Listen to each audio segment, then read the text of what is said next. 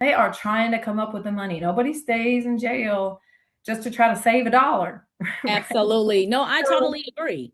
right. So if you haven't made bail within 24 to 48 hours, you likely can't afford to pay your bail. And the bail fund is usually getting engaged around the time that the person meets their lawyer for the first time.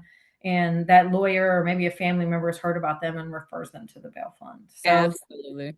I I remember continue. using it multiple times. We were excited as Yeah, lawyers. I mean, It was good.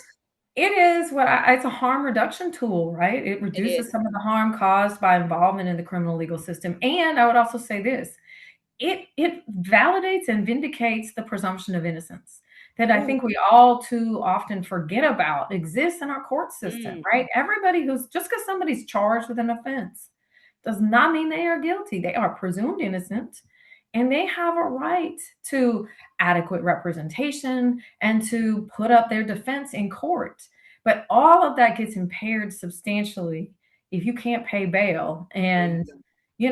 I can't tell you in my career how many people I have represented who made the choice to plead guilty because it was their quickest way out of jail, even though they Mm. were guilty, or even though they didn't agree with, they might have done something, but not what they were Yeah, charged with or not what they were being asked to plead guilty to.